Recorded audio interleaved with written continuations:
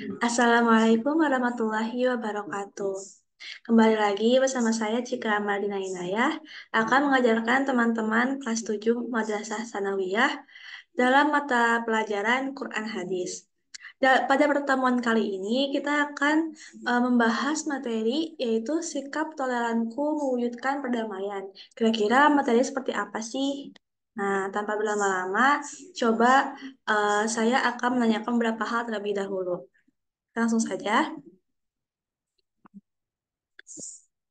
Nah, sebelum beralih ke menanyakan tanggapan kalian, ada baiknya teman-teman tahu dulu nih, kenapa sih kita harus mempelajari yang namanya materi toleransi dan apa yang akan kita pelajari juga nanti akan diberitahu di sini. Yang pertama, kompetensi dasar untuk teman-teman itu yang pertama adalah membaca Quran Surat Al-Kafirun dan Quran Surat Al-Bayyinah karena kedua surat ini adalah eh, surat yang menjelaskan tentang toleransi. Yang kedua, meyakini pentingnya sikap toleransi.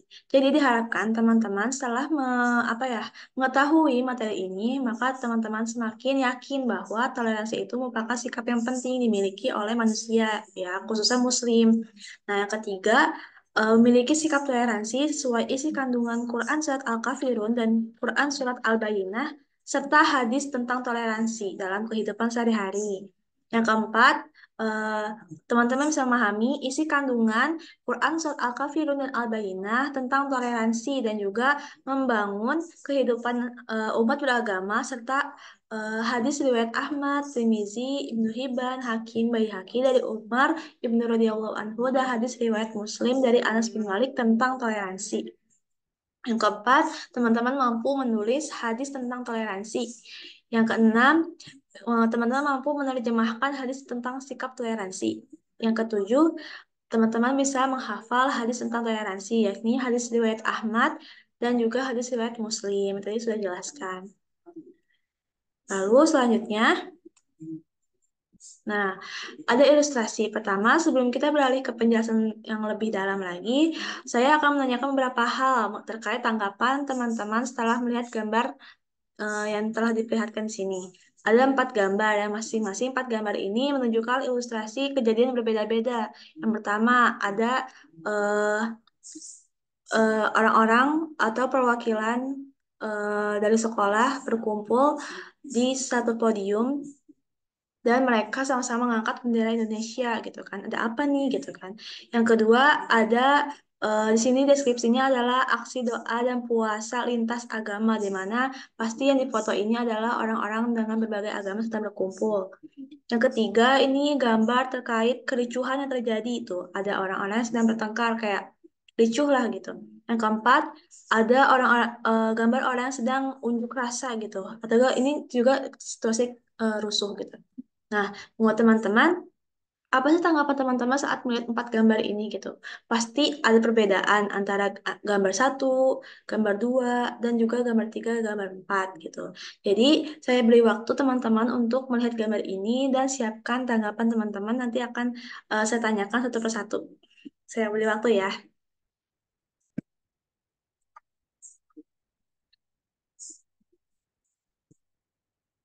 Oke, karena waktunya sudah lumayan ya. Jadi, eh, saya akan tanya satu persatu. Buat kamu, apa tanggapan kamu terkait gambar nomor satu?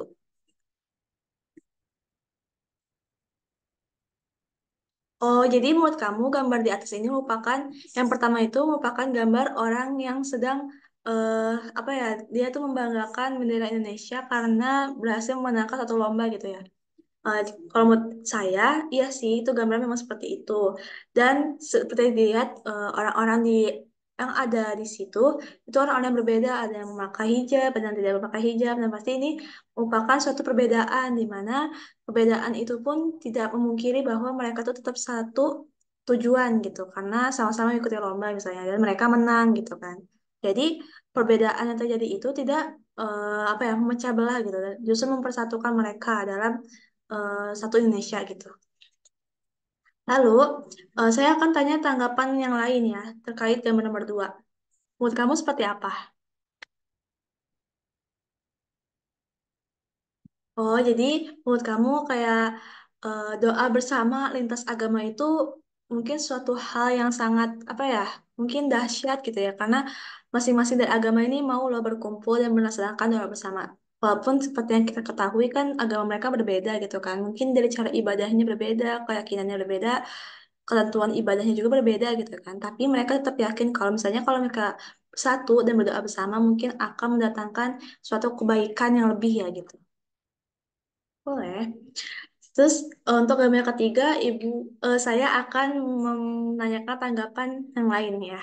Coba kamu.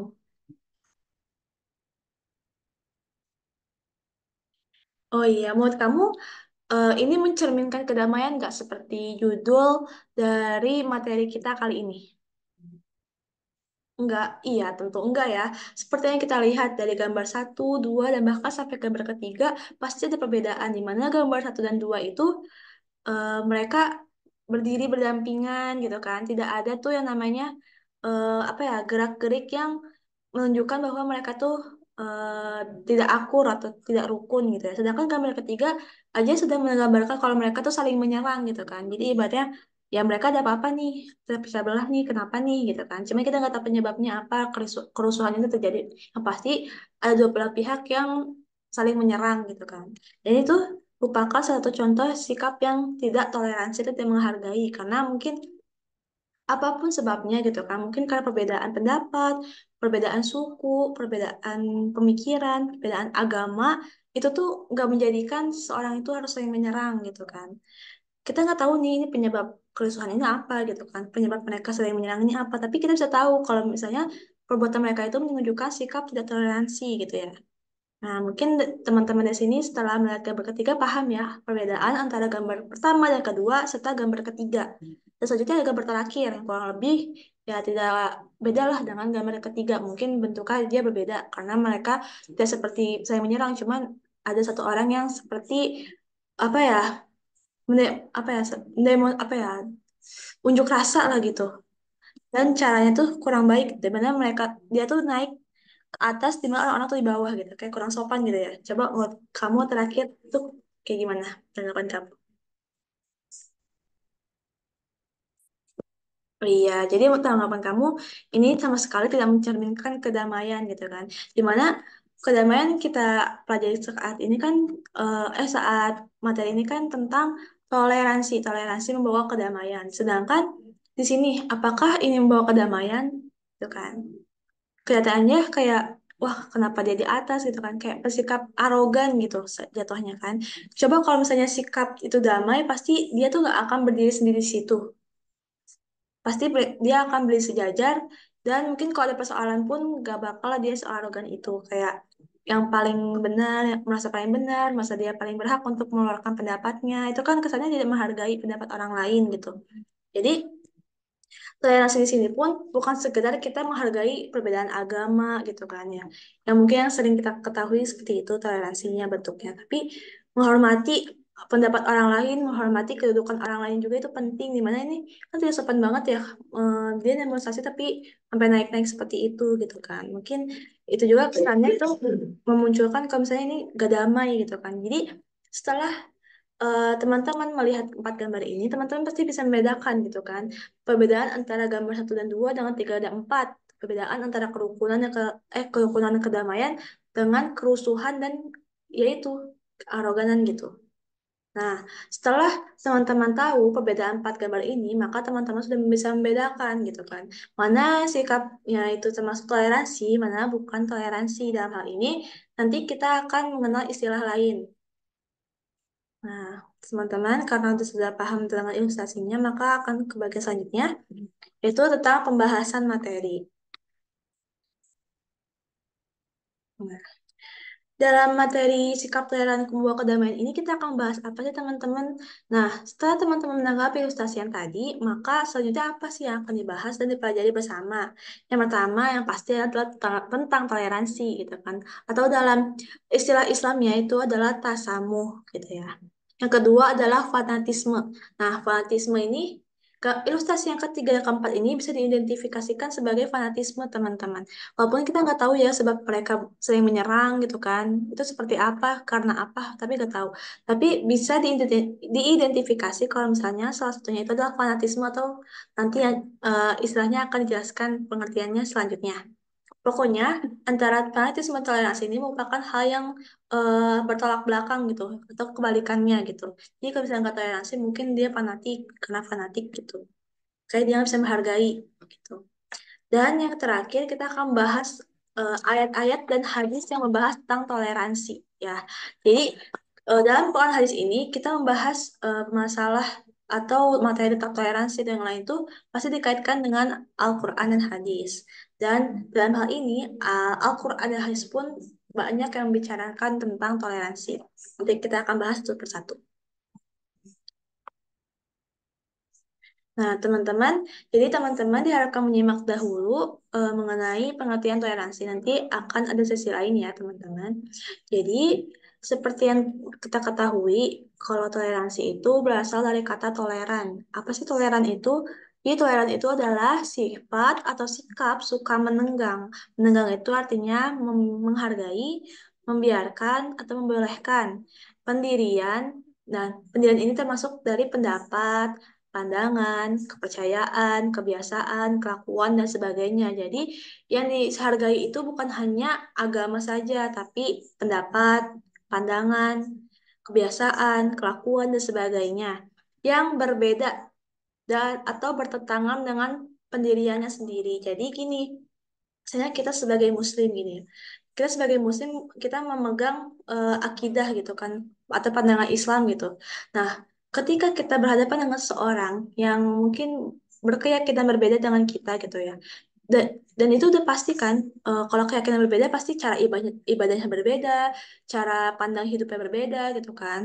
Nah, tapi dengan perbedaan itu kita bisa menghargai dia gitu. Walaupun kita nggak se apa ya nggak satu kepercayaan sama dia gitu tapi kita bisa menghargai perbedaan yang kita miliki gitu jadi walaupun berbeda kita bisa menghargai nah itu yang disebut dengan toleransi walaupun kita nggak memiliki pendirian itu tapi kita tuh menghargai gitu jadi menghargai itu nggak harus kita seperti mereka dulu gitu menghargai itu nggak harus kita sama seperti mereka dulu gitu ya.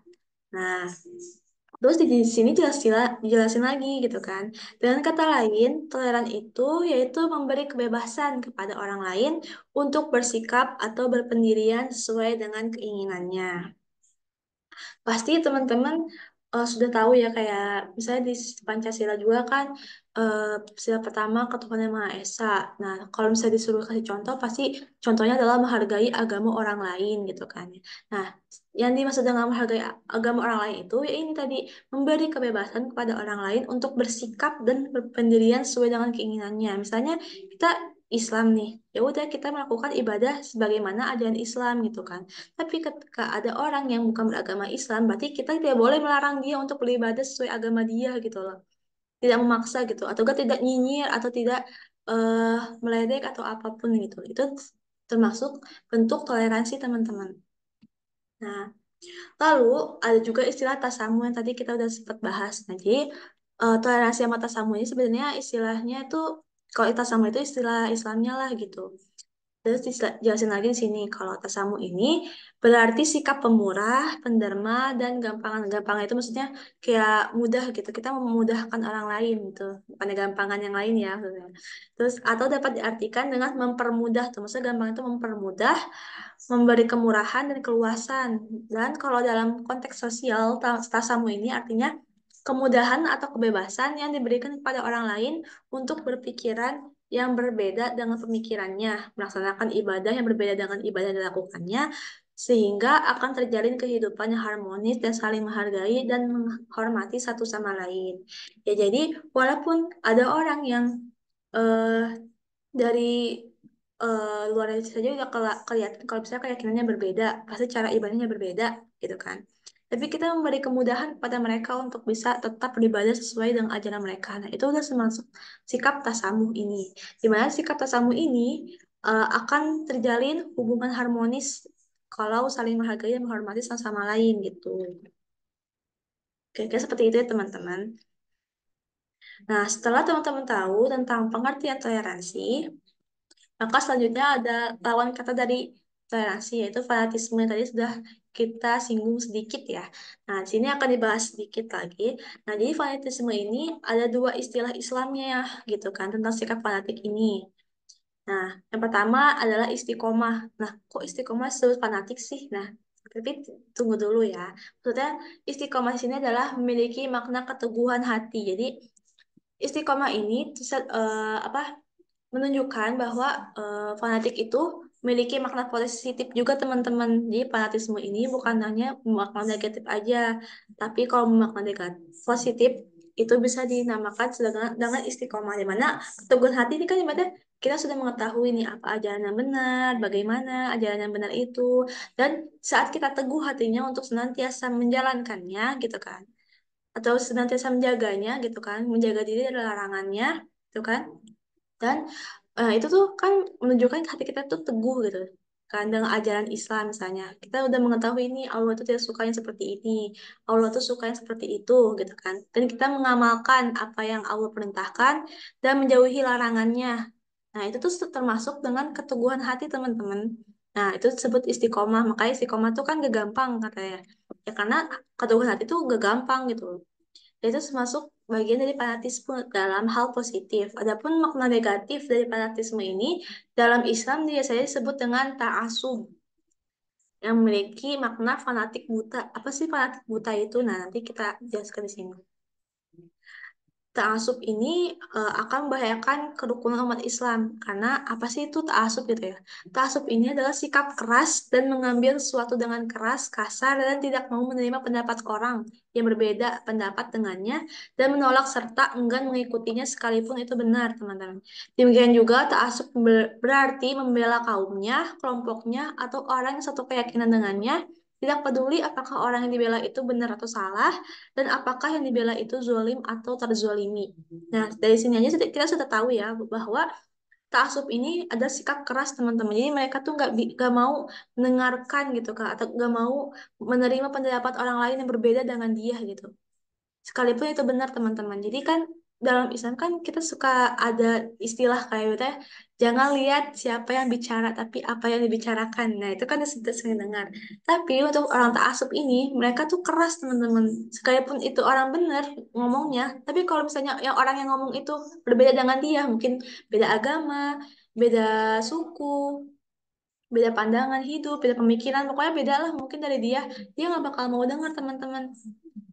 Nah, itu sifat keras seperti itu yang disebut dengan ta'asub. Lalu ta'asub juga bisa dimaknai sebagai orang yang apa ya, mengagung-agungkan kaumnya, kelompoknya atau keyakinan dengannya gitu. Jadi gak peduli apakah kaum itu atau kelompok mereka itu salah atau benar gitu kan, zalim atau tidak. Yang penting asal mereka satu kaum atau kelompok atau keyakinan itu tetap aja dibela gitu. Nah, itulah bentuk fanatisme yang bisa merusak kerukunan. Nah, dari gambar 3 dan 4 itu bisa saja terjadi karena ada fanatisme ini teman-teman. Jadi mereka mungkin terlalu atau sangat membela banget nih kaumnya gitu kan atau kelompoknya sehingga saat ada kelompok yang berbeda dengan dia gitu kan mereka tuh bisa langsung aja menyerang gitu tanpa tahu kalau misalnya ya buat apa gitu kan kalau berbeda itu kan bukannya harusnya bisa saling menghargai gitu kan tapi karena ada sikap saling apa ya, terlalu membelanya ini nah inilah yang disebut dengan fanatisme buta atau ta'assub itu teman-teman jadi setelah tahu apa itu fanatisme dan toleransi teman-teman bisa membedakan ya apa gimana sih bedanya gitu kan terus apa pula gitu kan yang lain-lainnya itu bisa dimengerti sekarang ya kurang lebih seperti itu nanti kalau misalnya nggak paham nanti kita sesi tanya jawab ya teman-teman. Nah, seperti yang sudah jelaskan di pembahasan sebelumnya, kalau kita nanti akan membahas ayat-ayat dan hadis-hadis tentang toleransi. Nah, saat ini, ya di slide ini eh, ada ayat pertama yang menjelaskan tentang toleransi nih. Eh, apa saya mau eh, saya dan teman-teman baca bersama-sama tentang apa mengenai surat Al-Kafirun ini. Gitu. Sama teman-teman ya. أعوذ بالله من الشيطان الرجيم. بسم الله الرحمن الرحيم. قل يا أيها الكافرون لا أعبد ما تعبدون ولا أنتم عابدون ما أعبد ولا أنا عابد ما عبدتم ولا أنتم عابدون ما أعبد لكم دينكم ولي دين صدق الله العظيم. Alhamdulillah, tadi saya dan teman-teman sudah membacakan secara bersama-sama ya mengenai surat Al-Kafirun. Nah, pasti teman-teman udah pernah tahu gitu kan kalau misalnya Al-Kafirun ini menjelaskan tentang bagaimana seorang muslim itu eh, di ayat terakhir gitu kan untukmu agamamu untukku agamaku gitu. Jadi berarti tidak ada tuh yang namanya mencampur adukan kegiatan agama kita dengan agama yang lain gitu kan. Itu urusan urusan agama saya dan agama orang lain itu agama yang berbeda itu udah urusan masing-masing gitu. Terus penjelasan seperti apa nanti ya. Nah, selanjutnya ada surat Al-Bayyinah gitu, yang menjelaskan tentang seputar toleransi dan fanatisme. Mari kita baca-baca bersama-sama ya. A'udzu billahi minasyaitonir rajim. Bismillahirrahmanirrahim. لم يكن الذين كفروا من أهل الكتاب والمشركين منفكين حتى تأتيهم البينة رسول من الله يتلو صحفا مطهرة فيها كتب قيمة وما تفرق الذين أوتوا الكتاب إلا من بعد ما جاءتهم البينة وما أمروا إلا ليعبدوا الله مخلصين له الدين حنفاء ويقيموا الصلاة ويؤتوا الزكاة وذلك دين القيمة إن الذين كفروا من أهل الكتاب والمشركين في نار جهنم خالدين فيها أولئك هم شر البرية إن الذين آمنوا وعملوا الصالحات أولئك هم خير البرية جزاؤهم عند ربهم جنات عدن تجري من تحتها الأنهار جنات عدن تجري من تحتها الأنهار خالدين فيها أبدا رضي الله عنهم ورضوا عنه ذلك لمن خشي ربه صدق Allahul Azim. Alhamdulillah, tadi kita sudah membaca bersama-sama surat Al-Bayyinah. Ya. Nah, karena tadi kita sudah dari awal sampai akhir kita sudah membahas materi gitu ya. Mungkin untuk menjernihkan dan juga menyegarkan kembali pemikiran teman-teman untuk dapat bisa menyimak materi selanjutnya gitu kan, biar semangat lagi nih. Maka kita akan ada ice breaking teman-teman. Nah, berdasarkan kak ice breakingnya apa? Jadi ice breakingnya simple aja teman-teman. Kita nggak perlu mikir panjang-panjang, nggak perlu mikir tebak-tebakan atau yang lain tuh bikin mikir juga gitu. Jadi kayak ya udahlah jangan yang mikir gitu SBK-nya. Nah, eh, karena teman-teman duduk berpasangan sudah satu bangku berdua ya, satu meja berdua maksudnya. Maka coba sekarang teman-teman madep ke kanan. Kanan, kanan. Nah, jadi madep ke punggung temennya ya. Nah, teman-teman yang madep ke punggung temennya itu sekarang coba pijit punggung teman-temannya. Punggung teman di depannya. Nah, pijit. Nah, pijitnya bukan pijit biasa ya. Nanti ibu nanti saya instruksiin pijit seperti apa gitu ya. Yang bedakan kan ini ice baking gitu, jadi harus beda lah gitu. Nah, jadi kalau misalnya ibu bilang hujan batu. Nah, hujan batu berarti teman-teman itu memijit temannya gini. Nah, nah batu itu kan seperti batu. Nah, itu. Nah, kalau ibu, kalau saya bilang hujan petir, nah berarti teman-teman menjadi teman-teman seperti ini nih. Nah, menjadi pundak teman seperti ini tuh, gerakan seperti ini. Nah, ini seperti petir lah gitu. Nah, kalau misalnya saya bilang hujan rintik-rintik, berarti menjadi seperti ini nih. Tuh, gitu ya. Paham? Nah, beda kan? Hujan batu, hujan petir, sama hujan rintik-rintik. Nah, gitu ya. Jadi, instruksinya nyimak baik-baik ya.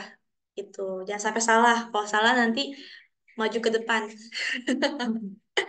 Nah, coba. Satu, dua, tiga. Coba hujan batu. Ayo, pijit teman-temannya. Jangan kencang-kencang. Yang enak, yang enak. Bisa request kok temennya. Mau kencang, mau pelan. Nah, udah tuh hujan batu. Coba sekarang hujan petir. Nah, iya, udah pinter. Bener, bener, bener. Udah petir. Petirnya petir halilintar kah? Nah, sekarang hujan rintik-rintik. Nah, hujan rintik-rintik ini yang santai-santai aja gitu ya. Nggak berdemek. Sekarang udah mulai susah nih. Coba, hujan petir. Hujan batu. Jangan sampai salah itu siapa tuh yang salah. Hujan rintik-rintik. Nah, udah selesai ya. Udah selesai itu, udah gantian. Sekarang gantian. Teman yang tadi dipijitin, sekarang madep ke teman yang pijitin. Yuk, pindah. Nah, gantian. Instruksinya sama ya. Kalau hujan batu seperti ini, hujan petir seperti ini, dan hujan rintik-rintik seperti ini. Ayo, satu, dua, tiga. Hujan petir. Ayo, yang ikhlas, yang ikhlas. Pahala, insya Allah pahala. Karena bantu teman. Kita biar gak pegel lagi gitu. Mungkin nyimak pegel gitu kan. Nulis pegel gitu. Biar gak pegel gitu. Nah, hujan batu. Jangan kenceng-kenceng. Jangan dendam. Tentang tadi pukulnya. Kenceng. Jangan rintik-rintik. Hujan batu. Hujan petir. Oh iya, sudah. Udah enakan belum? Hmm, saya aja nggak ada mijitin, nggak apa-apa tuh. Saya mah masih kuat ngajar. Kalau teman-teman kan mungkin takut capek, takut bosan kan udah tadi belajar ya. Nah, SBK-nya udah selesai nih. Saya harap sih udah segeran lagi dikit ya. Soalnya ini materi tinggal dikit lagi. Sayang kalau misalnya udah agak keburu gak semangat nah. Nah, tadi udah ice breaking nih. Sekarang ada apa lagi ya? Jeng jeng jeng. Nah, selanjutnya adalah waktu untuk diskusi. Pas kan teman-teman, waktunya habis ice breaking udah seger lagi nih. Sekarang udah waktunya untuk diskusi teman-teman. Nah, tadi karena saya sudah memberikan pemahaman kepada teman-teman tentang toleransi dan juga fanatisme beserta ayat-ayatnya tadi sudah kita bacakan bersama-sama, maka diskusi kali ini adalah mengenai dua ayat tersebut dan juga dua materi tadi, toleransi dan fanatisme. Diskusi seperti apa sih? Nah, jadi teman-teman buatlah 4 kelompok bersama teman terdekat ya. Boleh pilih sendiri deh. Mau pilih sendiri atau dipilihin? Pilih sendiri. Ya udah pilih sendiri ya. Tapi pas nih jumlah anaknya. Iya empat kelompok bisa. Itu nggak bakal lebih kok. Udah jangan ada yang iri ya. Buat sendiri ya. Jadi buat 4 kelompok dan diskusikanlah mengenai kandungan ayat tentang toleransi dan fanatisme. Masing-masing dua kelompok itu mendapat Quran surat Al-Kafirun dan Al-Bayyinah. Jadi kan 4 kelompok nih teman-teman. Nah, 2 kelompok ini dapat Quran surat Al-Kafirun dan 2 kelompok lagi dapat Quran Al-Bayyinah. Jadi, tapi kerja sendiri-sendiri ya, kelompok 1, kelompok 2, kelompok 3, kelompok 4. Kerja sendiri-sendiri ya.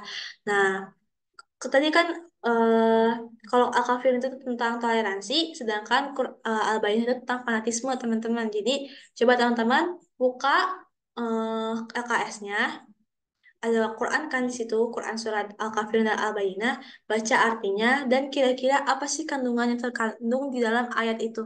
Gitu ya. Gak apa, mungkin susah kali ya kalian. Gak apa, yang ditangkap aja dari terjemahannya yang sudah kalian baca. Kira-kira apa sih yang dimaksud dari surat itu tentang toleransi itu di mana gitu kan. Jelaskan toleransinya itu tentang apa gitu. Gak apa, ini kan waktu diskusi. Jadi pendapat apapun pendapat teman-teman kemukakan aja nanti masing-masing dari kelompok ini nanti bakal saya simpulkan gitu kira-kira apa nanti habis itu ya saya jelaskan saya lengkapi gitu nah jadi teman-teman silahkan berkumpul bersama kelompoknya dan mulai diskusikan ya. Saya kasih waktu sekitar 10 menit lah.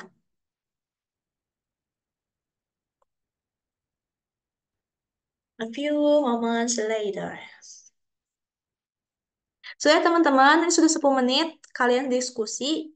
Nah, karena diskusi singkat aja, nggak perlu yang mikir banget. Jadi, kalian tinggal baca suratnya, baca terjemahnya, kira-kira apa gitu ya, simpulkan aja gitu. Gak apa-apa teman-teman, ini proses belajar kalian untuk kayak bisa mencerna gini ayat-ayat Allah gitu dari terjemahannya gitu ya. Mungkin ya gak sempurna, tapi ya kira-kira kita bisa menangkap lah makna dari ayat itu apa gitu kan. Nah, tadi saya sudah mendengarkan semua kemuka apa ya semua pendapat dari kelompok ini gitu kan mengenai surat Al-Bayyinah juga surat Al-Kafirun. Jadi saya akan mencoba melengkapi ya apa yang tadi sudah teman-teman sampaikan. Dan yang salah karena kita sedang proses belajar. Cuman saya akan melengkapi saja ya teman-teman. Nah,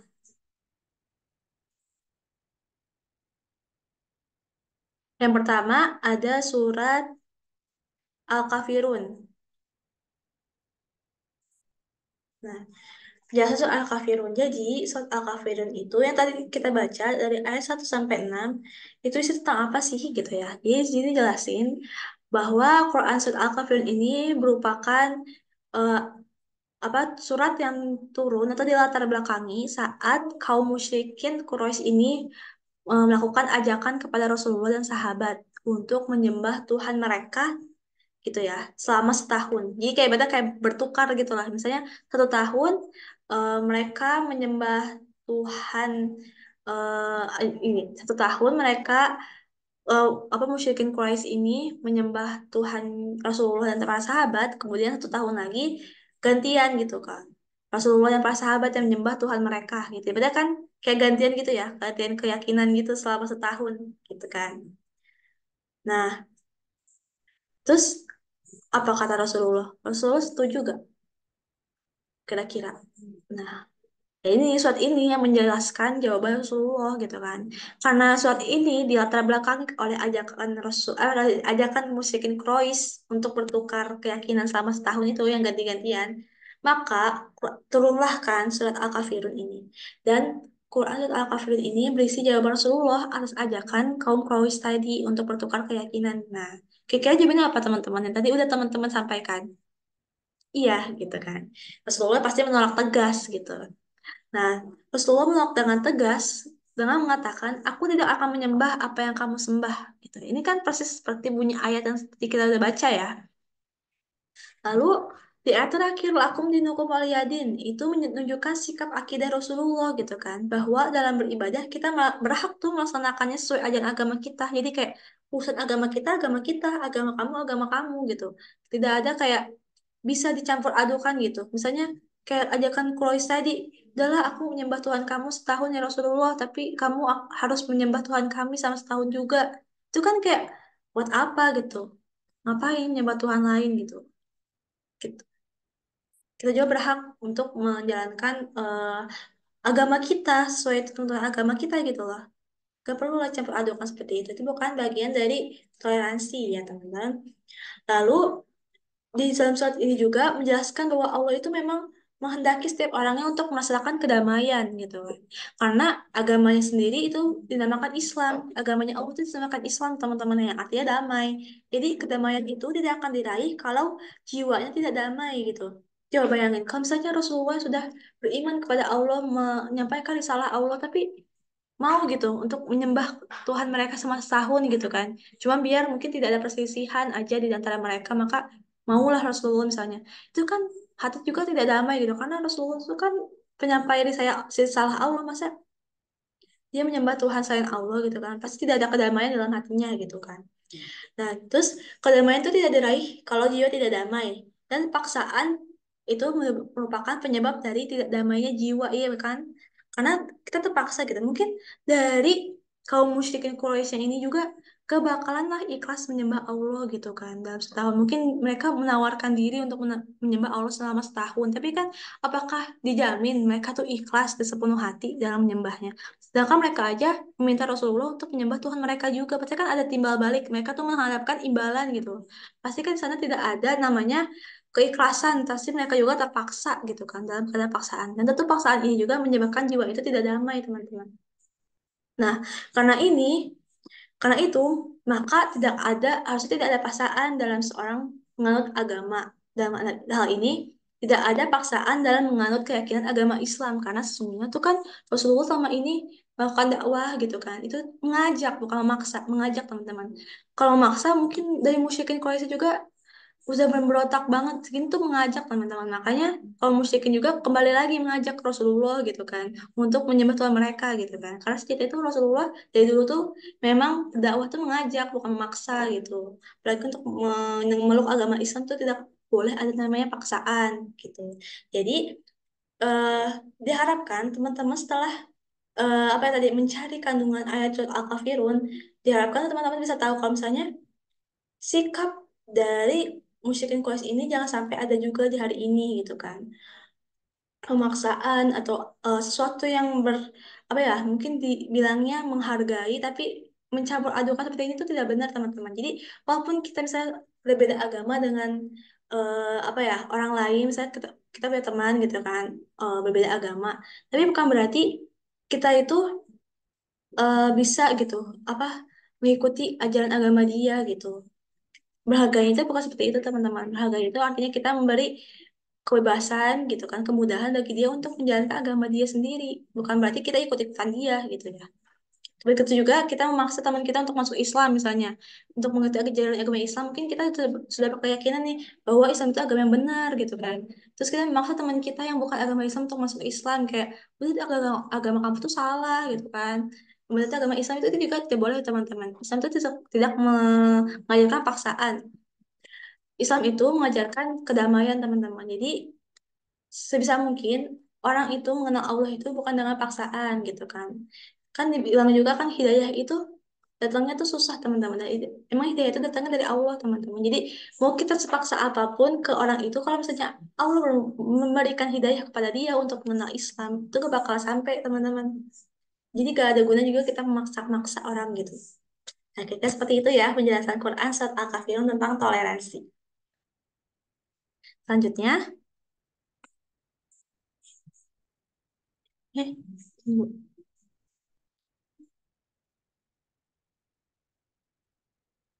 Nah, selanjutnya adalah penjelasan mengenai Quran Surat Al-Bayyinah ya.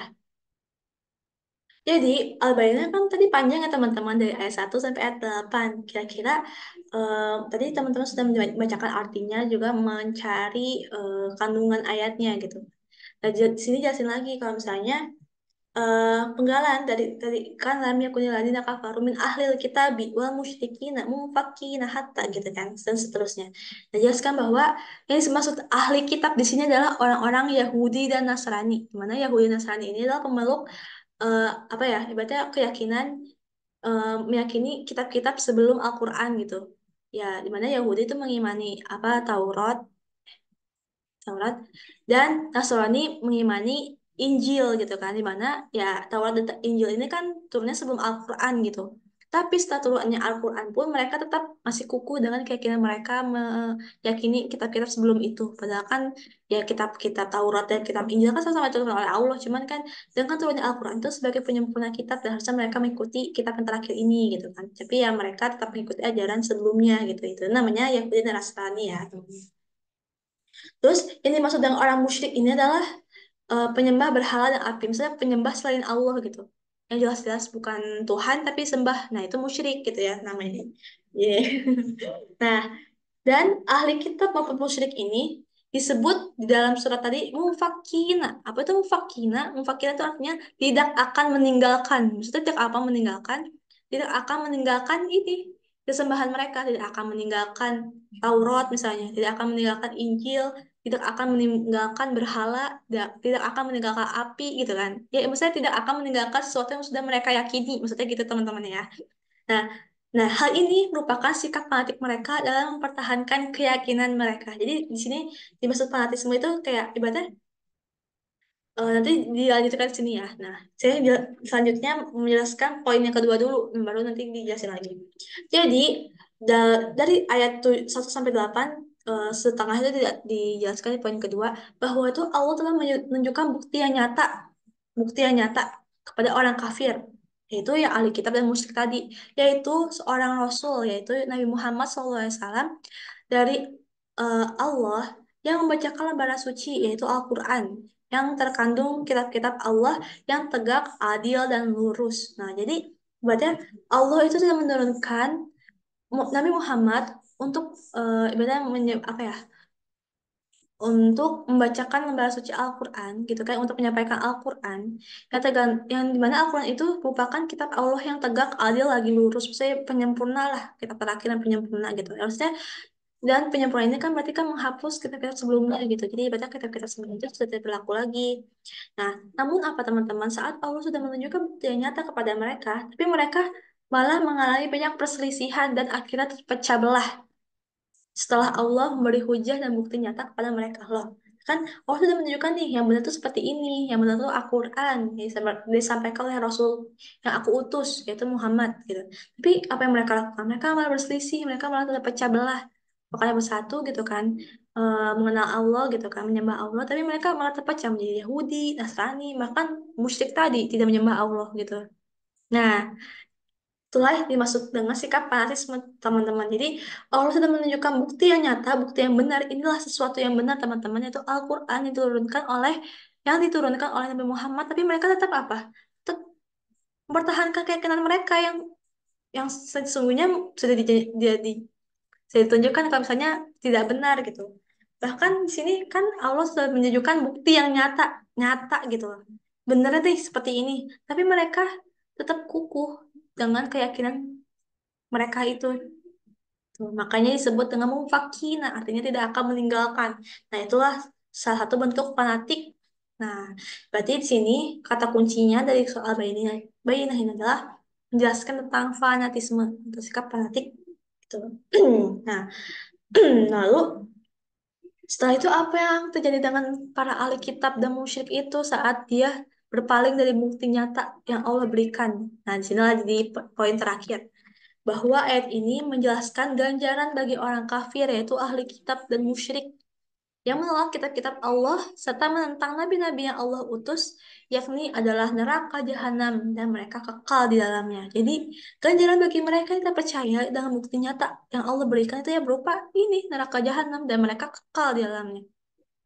Dan ganjaran bagi orang-orang yang baik, yaitu yang beriman kepada Allah dan juga mengerjakan amal soleh, maka ganjarannya adalah surga yang di bawahnya adalah sungai-sungai yang mengalir. Seperti itu, teman-teman. Jadi, si fanatisme itu kan sangat merusak perdamaian. Nah, ini salah satunya. Ahli kita dan musyrik aja jadi masuk neraka jahanam gitu. Karena mereka menolak apa yang sesungguhnya benar gitu. Karena mereka masih tetap yakin atau tetap kukuh dengan keyakinan sebelumnya. Itu kan kayak ibaratnya kalau sekarang sih bilangnya kepala batu gitu ya, keras kepala gitu. Udah tahu benar ini, tapi tetap aja gitu. Nah, itu tuh ganjarannya adalah neraka jahanam dan mereka kekal dalamnya gitu.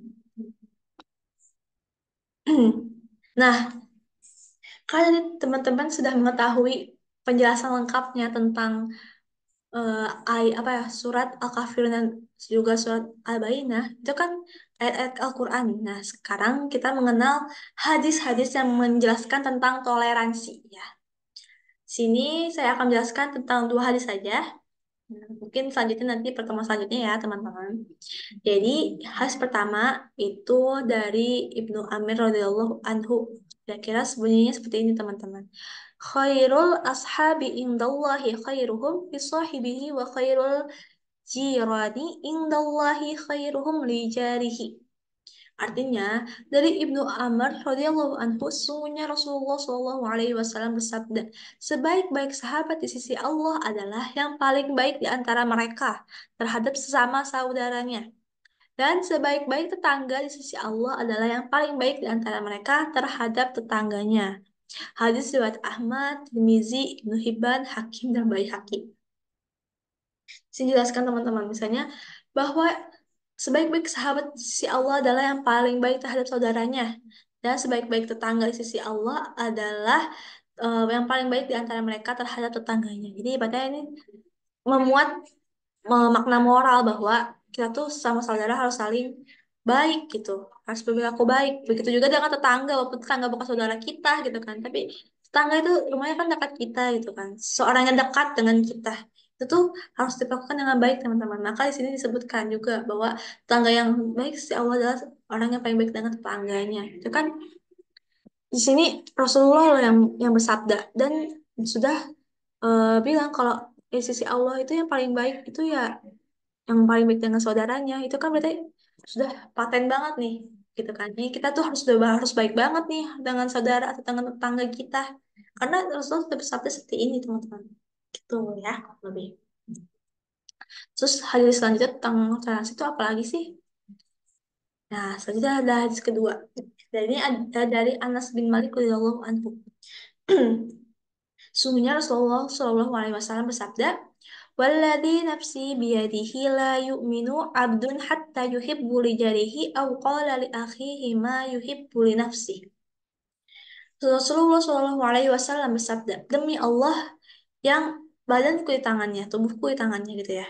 Tidaklah beriman seorang hamba sehingga dia mencintai tetangganya sebagaimana dia mencintai diri sendiri." Nuh, Rasulullah aja bersabda kan, tidaklah beriman seorang hamba ketika dia mencintai tetangganya seperti mencintai diri sendiri. Kan kita jadi tanya kan, seberapa cinta kita terhadap diri kita sendiri?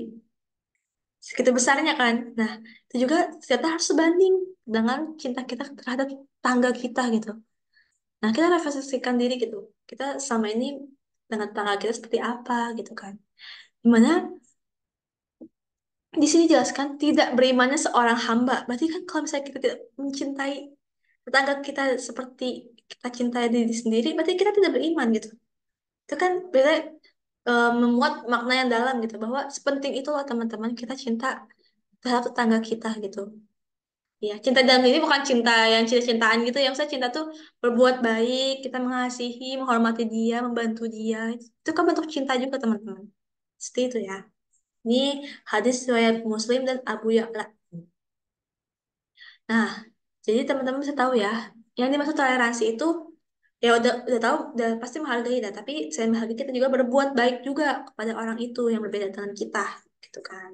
Dalam hal ini hadis Rasulullah ini dijelaskan dengan tetangga dan saudara kita. Misalnya mungkin kalau kita yang beragama yang Muslim nih, saudara kita yang seperti apa sih? Yaitu saudara semuslim. Jadi bukan nih kamu dan teman kamu itu saudara, tapi saudara itu saudara semuslim gitu loh. Bukan saudara yang darah sedarah gitu, tapi dengan ikatan akidah atau Islam kita itu tuh udah mengikat kita sebagai saudara teman-teman. Jadi ibadah kita tuh saudaraan dengan sama muslim lain. Jadi apabila saudara kita yang semuslim itu merasakan sakit, bahkan kita juga merasakan sakit gitu. Nah itu kan dia dijelaskan sebaik-baiknya sahabat di sisi Allah adalah yang baik dengan saudaranya gitu. Jadi ibadah saat saudara kita sakiti, saat saudara kita kesusahan, maka kita juga harus merasakan itu kayak misalnya harus iba gitu loh, harus membantu gitu. Karena kita ikut merasakan sakitnya juga gitu. Seperti itu teman. Nah, saya beri waktu teman-teman untuk bertanya tentang pembahasan yang sudah kita simak sebelumnya. Nah, mungkin teman-teman banyak bertanya-tanya, masih banyak yang bingung. Nah, boleh tanyain di sini teman-teman. Ayo, silahkan tanya. Saya kasih waktu 10 menit. Views, pemenang. Sementara pertanyaannya sudah jawab. eh apa ya, Alhamdulillah pertanyaan tadi sudah jawab oleh saya. Mudah-mudahan jawaban dari saya itu kurang lebih bisa apa ya menjawab kebingungan teman-teman ya. Atau enggak kalau misalnya masih bingung boleh lagi tanyain lagi di pertemuan selanjutnya. Nah, kok pertemuan selanjutnya sih emang ada apa sekarang? Habis ini ada apa lagi? Ya, tentu saja. Habis ini adalah penugasan ya. Kayak nggak afdol kalau misalnya kita udah menyimak materi, kita udah diskusi, tapi tidak ada tugas gitu. Kalau berarti saya membebankan teman-teman ya, cuman kayak melatih aja kayak "Ah, kalian sudah paham atau belum gitu. Nanti kita bahas lagi. Jadi tugasnya di sini adalah empat kelompok sebelumnya yang tadi antara surat Al-Kahfi dan Al-Bayyinah gitu kan. Itu digabung ya teman-teman. Jadi sekarang cuma dua kelompok aja gitu. Ya, nah, dua kelompok ini ngapain sih teman-teman? Dua kelompok ini masing-masing membahas tentang fenomena yang berkaitan dengan hadis tentang toleransi dan presentasikan depan kelas. Jadi, yang pertama berarti membahas tentang hadis riwayat Ibnu Amr gitu. Radhiyallahu anhu tentang tadi yang sebaik-baiknya sahabat di sisi Allah adalah yang paling baik dengan saudaranya gitu ya dan seterusnya lah gitu. Yang kedua, hadis tentang tadi kayak tidak berimannya seseorang hamba kecuali dia mencintai tetangga ya, seperti mencintai diri sendiri yaitu uh, hadis riwayat riwayat siapa tadi ya? Pokoknya lihat lagi tadi. Jadi dua beda ya.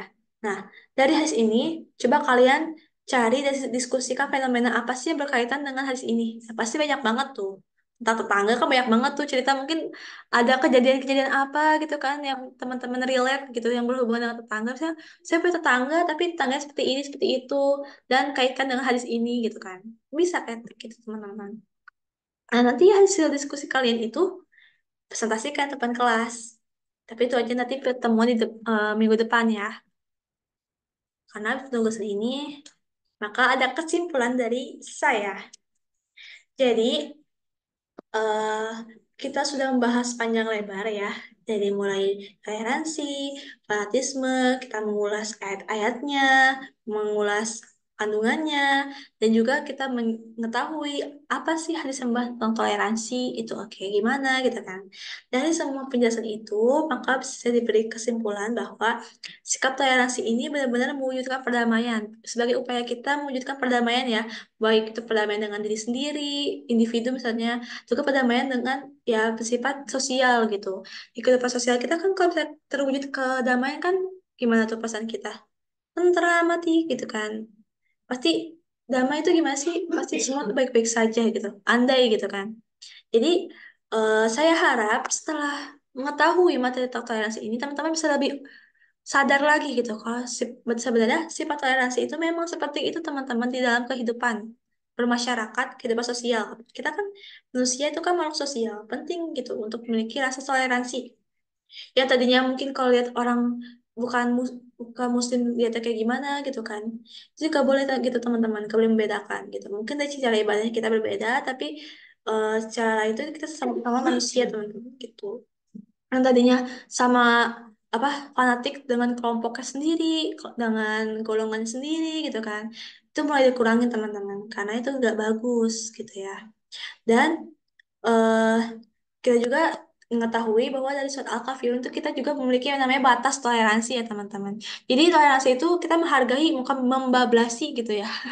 Menghargai. Jadi kita cuma membiarkan gitu kan, memperbolehkan dia beribadah sesuai dengan agama dia sendiri, tapi bukan bablas kita ikutan dengan apa jalan agama dia itu bukan ya. Itu menjelaskan bahwa Al-Kafirun itu menjelaskan ada batasan toleransi dalam Islam itu seperti apa. Seperti itu ya teman-teman.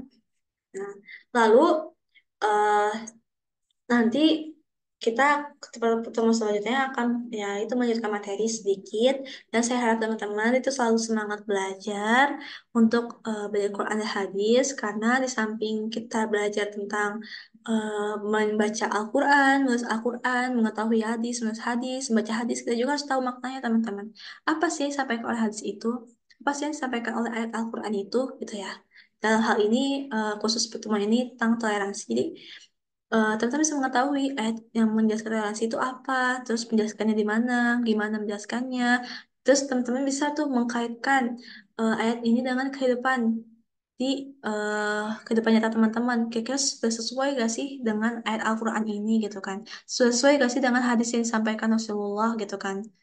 gitu. Kalau misalnya ada ketidaksesuaian gitu, saya kayak jadi sebaik-baiknya tidak berimannya seorang hamba sebelum mencintai tetangganya, misalnya masih belum relate atau masih banyak ditemukan hal-hal yang bertentangan dengan hadis Rasulullah, maka kita perlu introspeksi teman-teman, apa sih yang salah gitu, apa yang perlu diperbaiki. Mungkin dalam kehidupan teman-teman sendiri dulu ya gitu ya. Mungkin kayak saya masih kurang baik sama tetangga saya atau misalnya aku kurang baik sama saudara saya, mungkin masih kita setelah sadar gitu kan bahwa itu tuh tidak dibenarkan, bahwa kita terus kita bisa berubah sedikit-sedikit gitu saat sudah mengetahui yang benar itu seperti apa gitu ya teman-teman. Jadi samping kita mengetahui Al-Quran dan hadis, kita juga bisa mengamalkannya dalam kehidupan sehari-hari karena itulah yang menjadi tujuan utama kita mempelajari Al-Quran dan hadis gitu. Seperti itu. Jadi kesimpulan tadi sudah disampaikan, maka berakhirlah pembelajaran kita hari ini, teman-teman. Seneng kan? Saya juga seneng sih, udah dari tadi ngomong mulu gitu ya. Tapi saya gak keberatan sih ngomong terus. Mungkin teman-temannya mungkin udah capek ya, udah mau pulang. Nah, jadi seperti yang ada slide ini, see you next week. Ketemu lagi minggu depan. Kurang lebihnya mohon maaf. Mohon maaf banget. Mohon maaf sekali apabila selama penyampaian materi masih banyak kekurangannya, masih banyak kesilapannya, baik dari kata-kata maupun perbuatan saya, gitu kan. Semoga kalian ikhlas saya batin untuk memaafkan saya, gitu kan. Semoga di pertemuan selanjutnya bisa lebih baik lagi. Semoga pertemuan selanjutnya kita bisa lebih semangat lagi belajarnya.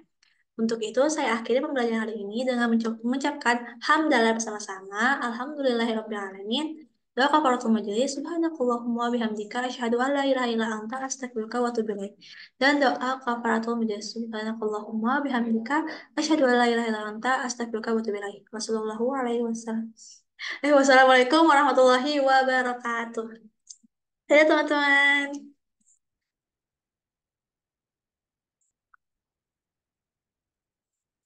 Ih, aku takut kerekam sih ya. Oh, belit ih. Udah lah, tanpa persiapan. Udah jam 10 aja. Terus lihat gimana ke? Di stop belum? Udah. Ih, belum juga itu. Stopnya gimana? Ini.